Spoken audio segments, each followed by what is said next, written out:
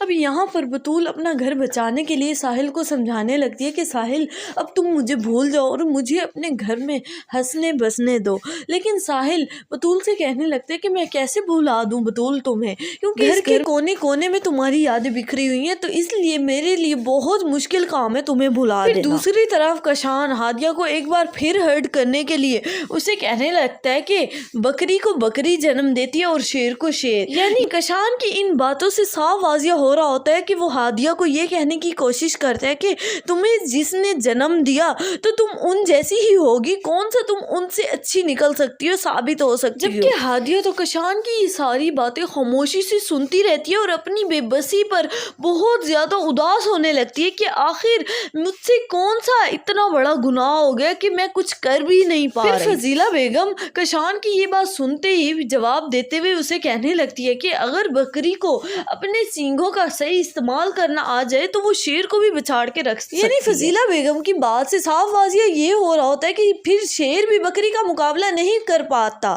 چاہے وہ کتنا ہی طاقتور کیوں نہ ہو بکری کے مقابلے۔ کشان پھر اپنی والدہ کی یہ بات سنتے ہی ایک دم حیران و پریشان ہو کر اپنی والدہ کی طرف دیکھنے لگتا ہے کہ آخر ماں تو میری ہے، لیکن ہادیہ کی اتنی طرفداری کیوں کی جا رہی ہے۔ دوسری طرف جیسے ہی بطول عاشر اور مناہل کو ایک ساتھ دیکھتی ہے تو پھر وقت آنے پر عاشر سے پوچھنے لگتی ہے کہ کون تھی وہ لڑکی مناہل، آپ کا اس سے کیا رشتہ ہے، کیوں وہ آپ کے ساتھ اتنی اٹیچ رہتی ہے، آپ مجھے کوئی جواب بھی دیں گے، کیا رشتہ ہے آپ کا اس کے ساتھ؟ اگر آپ اس لڑکی کو پسند کرتے ہیں تو کیوں نہ ایک ہی بار اسے اس گھر میں بیاہ کر لے آئے، اس روز روز کی چکر بازی سے۔ آپ کا کیا خیال ہے کہ عاشر بطول کو کس کے انتخاب میں جواب دے گا، یعنی وہ بطول کا انتخاب کرے گا یا مناہل کا؟ اپنی قیمتی رائے سے آگاہ کرنا مت بھولیے گا نیچے کامنٹ سیکشن میں۔ اگر چینل پر نئے ہیں تو چینل کو سبسکرائب کر دیں اور ویڈیو کو لائک کر دیں۔